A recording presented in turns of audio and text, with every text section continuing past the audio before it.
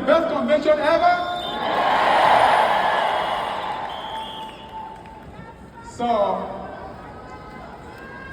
I want to begin by giving a huge thank you to the Home Office.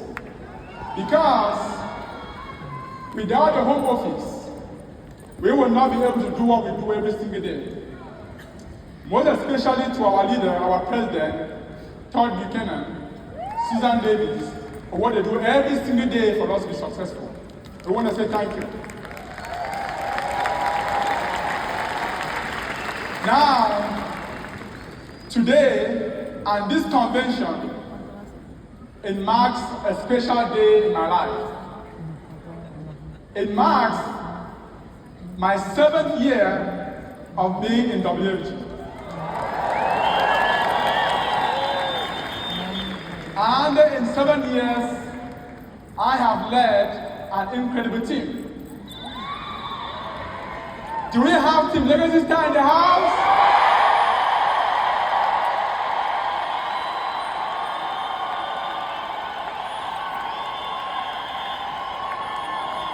So,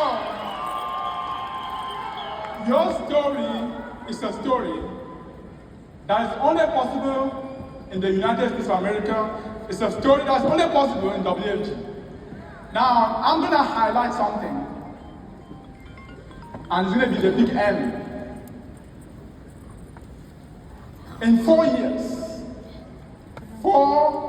years, people that joined WFG from no background of finances, this opportunity called World Financial Group, they came from healthcare background, they came from IT, and in just 4 years of joining, we now have 8 people, 8 agents in our hierarchy that are making over $1 million a year. That's the story. That record is a record you can't find anywhere, not in Africa, not in Europe, not in Asia. It's a story that's only possible here in WFG. Now, all of this success will not be possible without the power of one person. But before I talk about that one person, your evidence, Team Legacy Star, last night, your presence on stage, and we heard from some of the leaders, it is testament of your hard work and all the families we've been helping together. All of this success will not be possible without the help of the rock of my life, the bone of my bone, the rock star, and the pillar of WFG, my wife, the person of Linda Fongo.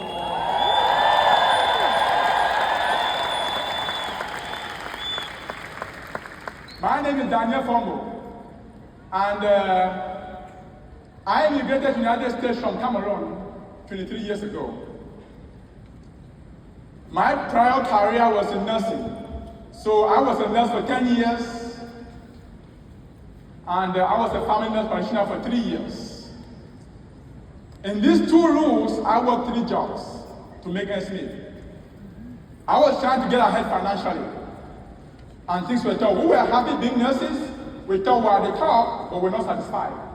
But when the WFG opportunity found us, we knew from day one that's the opportunity we'll be looking for.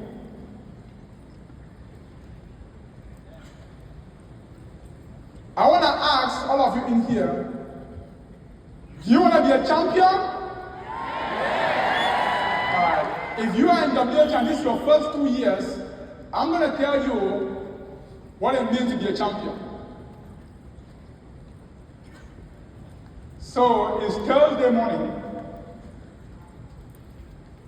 After checking my calendar for my appointment on Thursday, I called off work as a nurse practitioner, get into my car, and I drove all the way to New Jersey. At that time, I was living in Connecticut. It was a 3-hour drive. I was going to go present to a couple, who's a medical doctor, in the suburbs of New Jersey. So I sat down with them and I presented to them what we do for families. The protection we give, the accumulation, the transfer of wealth. That appointment took me 3 hours. And after 3 hours of doing what I thought I did best, you know what they told me, that couple? They said, thank you so much for the information. We are not interested. So I got back into my car. Prior to getting into my car, I'm looking at my windshield. I see a parking violation. I have parked my car in the wrong place. So, you know how I'm feeling right now, right? So, I put it up, got into my car, and started driving back home to Connecticut.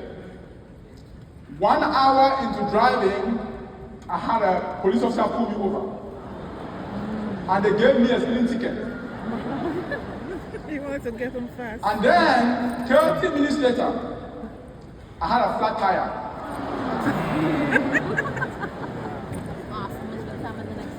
I had the car towed for repairs. And then I finally made it home way much later into the night.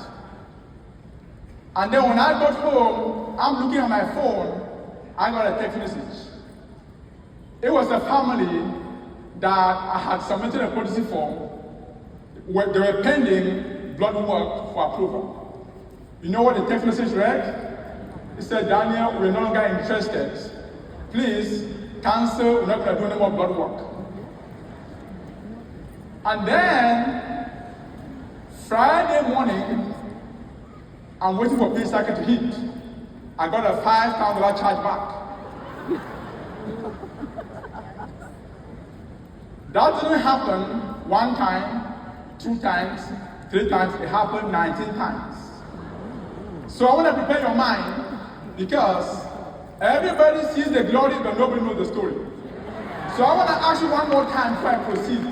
Do you want to be a champion? All right, so let me continue.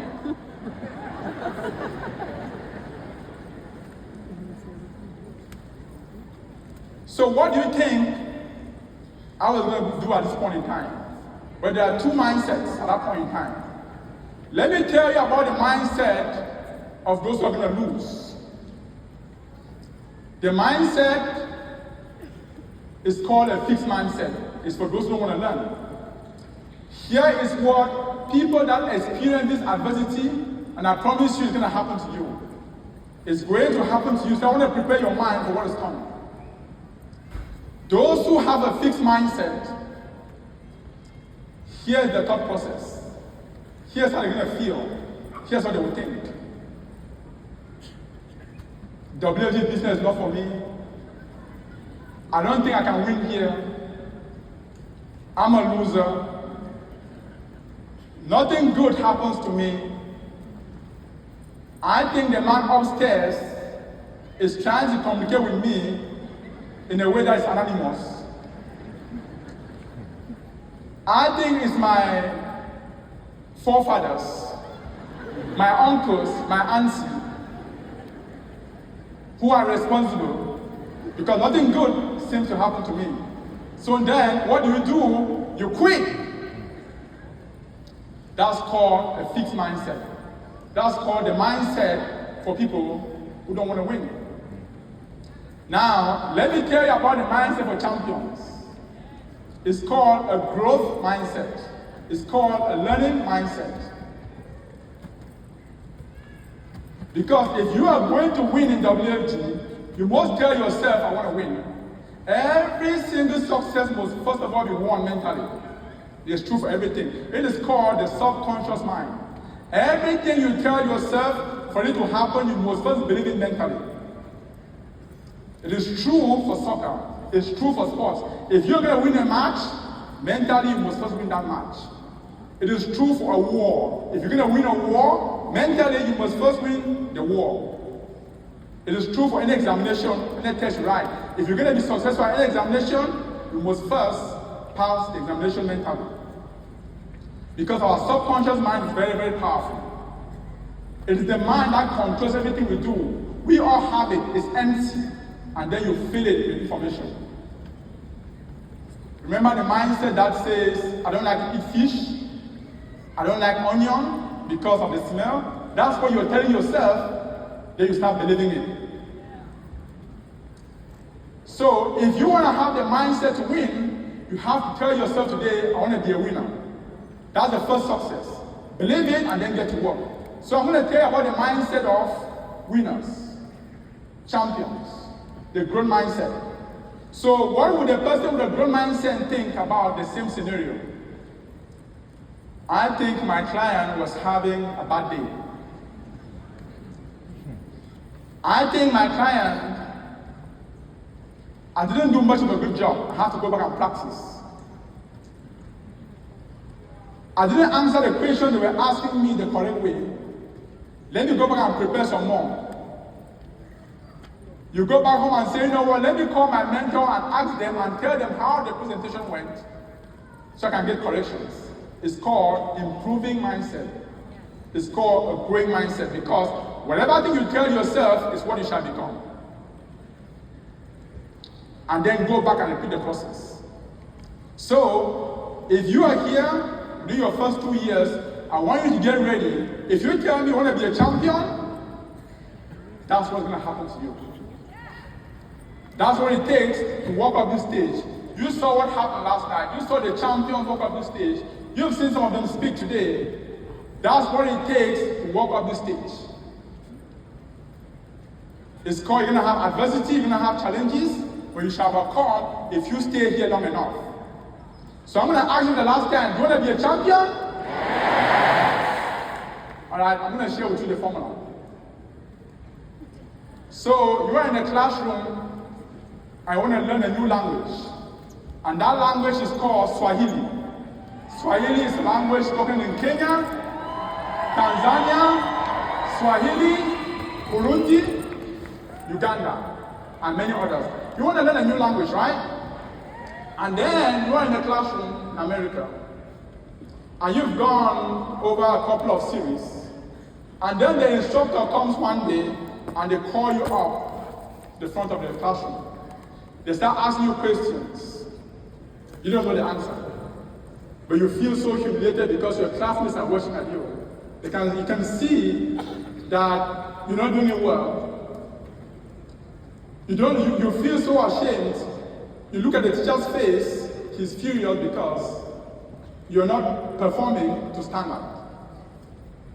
And then you go back to your seat. When you get back home on that day, what will you do? Are you going to study more or are you going to drop the class? That's exactly what you're going to do in WFG. As you proceed, I want to be a champion. When things get tough, you're going to call a mentor, call the person ahead of you, call your leader, and tell them about your challenges. Because this opportunity is going to work for every single person that wants it to work for them. But I want you to know that the first 2 years are the most challenging years. So from this day onward, we're going to adopt a new phrase. You know how in America, when somebody asks you, how are you doing? What the default statement? I'm doing good. I'm doing pretty good, right? I'm doing okay. We're going to change it.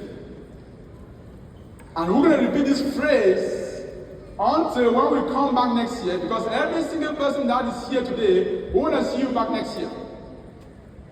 So here's the phrase we're going to adopt. So I'm going to ask you 3 times.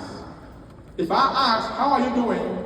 Here's the response. I'm working so hard to build my business. You guys hear me? I'm going to ask you, how are you doing? You're going to respond, I'm working so hard to build my business. I'm going to ask that question 3 times. All right, guys, ready? All right, let's have you on your feet. Let's have you on your feet as we round up for today. So, the 3rd time is going to be the loudest of all. All right, you guys, are you ready?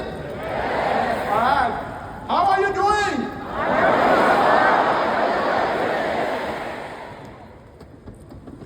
How are you doing? is the last one and the loudest of all. How are you doing? Thank you so much. Let's make it happen. Have a blessed day.